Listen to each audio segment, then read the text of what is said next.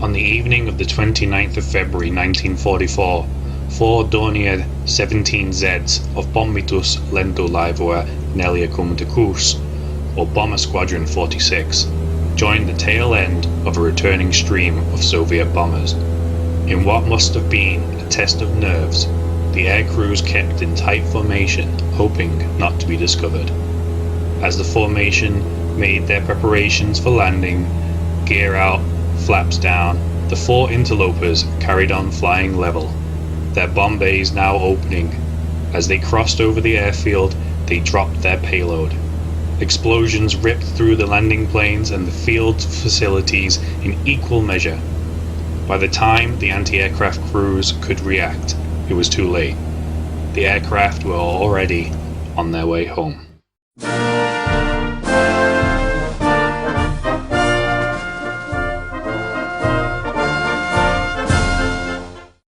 This eccentric and audacious raid wasn't a one-off event either, nor was it without purpose.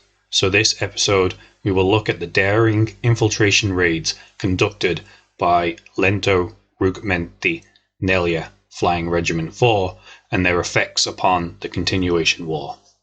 Finland's position in the Second World War came up during the Turin Conference at the end of 1943.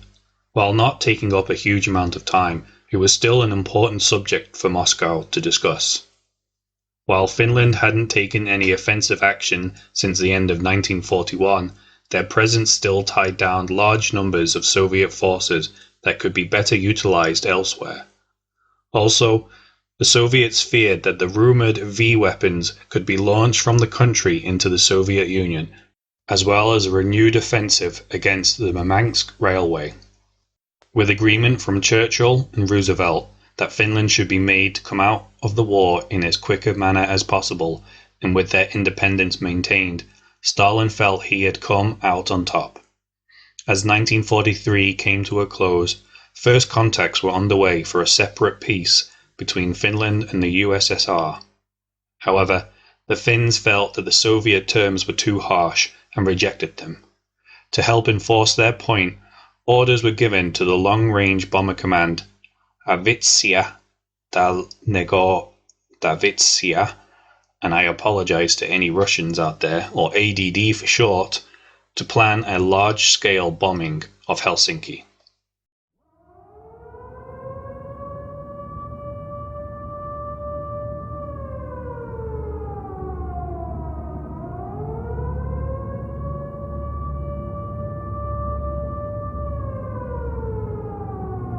Within 6 weeks, the ADD had redeployed several hundred bombers to airfields around Leningrad, and targets of military importance were marked upon maps.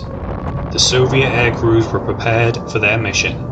All that was needed was good weather. The first bombs dropped on Helsinki not long before 1930 on the 6th of February. By the time the last bomb fell at 04:57 on the morning of the 7th, some 730 bombers had dropped over 2,500 bombs around Helsinki. A further 2 raids were carried out during the evenings of the 16th to the 17th and the 26th to the 27th of February, seeing a further approximate 9,500 bombs dropped in the Helsinki area. Luckily for the Finns, only about 5% actually fell within the city, the rest falling for the decoys set out by the civil defense units or being dumped by crews not wanting to fly into the heavy anti-aircraft defenses of the city. 146 Finns, mostly civilians, perished, and a further 356 were wounded. 109 buildings were destroyed, and 411 were damaged, for a loss of 25 bombers and their crews. The great bombings of Helsinki will have to get their own episode in the future, but suffice to say that it was not a victory for the Soviets. During these wave of bombings, the Finnish General Headquarters were attempting to come up with a solution to help stem the tide. The small nation didn't possess any aircraft capable of night fighting, and increasing anti-air defense wouldn't be enough to stop the large formations from getting through. Returning tit for tat wasn't an option either. The Finnish Air Force only had one operational bomber unit with 4 squadrons amounting to only 50 bombers. On top of this, Marshal Mannerheim had forbidden any strikes against civilian targets, especially on Leningrad. Out of these obstacles, the idea of striking the airfields of the bombers themselves arose, and soon the various branches of signals, intelligence, and others were working on getting the information needed to conduct such a mission. It didn't take them long to gather all the data they needed. They knew how the bomber squadrons operated, how they clustered at their airfields during the dusk times, waiting for their turn to take off, or how the airfields were brightly lit up as the squadrons returned from their operations. Armed with this information, it was suggested that a group of Finnish bombers could integrate themselves into the returning formations, allowing them to be disguised from Soviet anti-aircraft guns. With this idea, the commander of the Finnish Air Force, Lieutenant General Jarl Ludvigsk, gave orders for a strike at the earliest possible opportunity. Colonel Olvari Sarko, the CO of Flying Regiment 4, gave this maverick assignment to Bomber Squadron 46. It wasn't long before the unit was able to conduct its mission. During the evening of the 29th of February, Lieutenant Erkki Jakola took off in his Dornier 17Z and headed towards the Gulf of Finland. In tow were the 3 other Dorniers of his flight. Flying under secret conditions as the formation flew over Kotka, the crew of several anti-aircraft guns opened fire upon them, but luckily to no effect.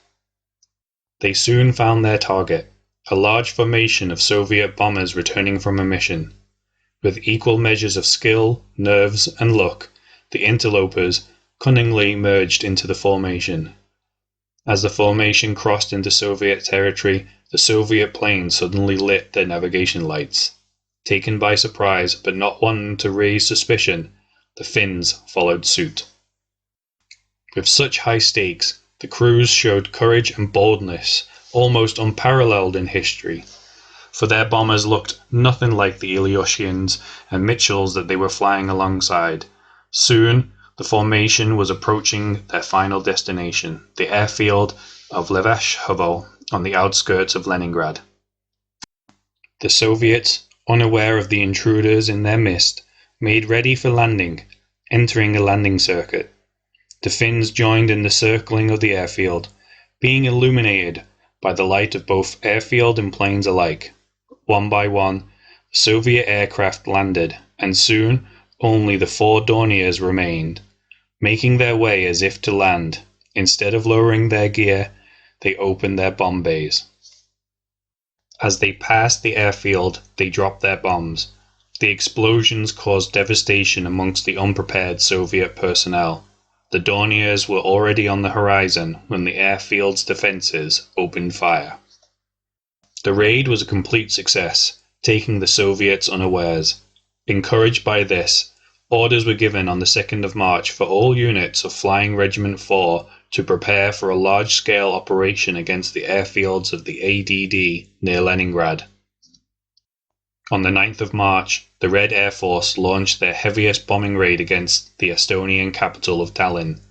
The 300 or so bombers didn't notice their numbers being swelled by 19 others in the dark skies over the Gulf of Finland. Like before, the formation crossed into friendly airspace. They all switched on their navigation lights together. Soon, the formation broke up, heading on 3 different courses, the air bases at Lenvashhovo, Gorskaya, and Gasimovo. Like before, the bombers circled the airfield, awaiting their turn to land. The uninvited guests followed in suit. As the last of the Soviet aircraft landed, the Finns launched their attack. Bombs exploded amongst hangars and planes, as shrapnel cut down ground and aircrew. The surprise was total. The defenses at the bases either didn't react in time or couldn't react due to the confusion. All 19 Finnish bombers returned safely to their bases with little to no damage.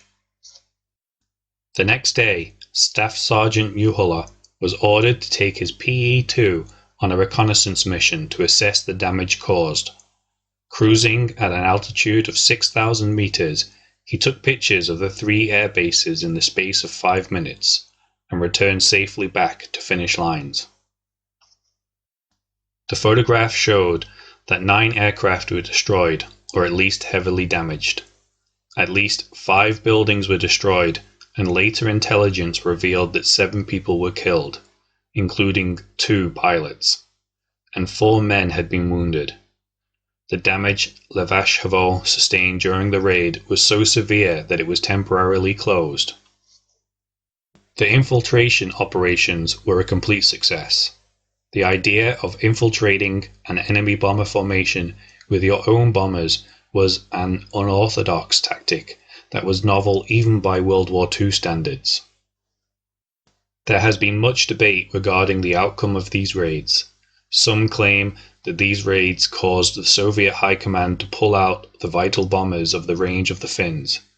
Others point to the Soviet praise, if albeit undeservedly, for completely devastating Helsinki and thus no further need for such important units to be deployed in that theatre of combat.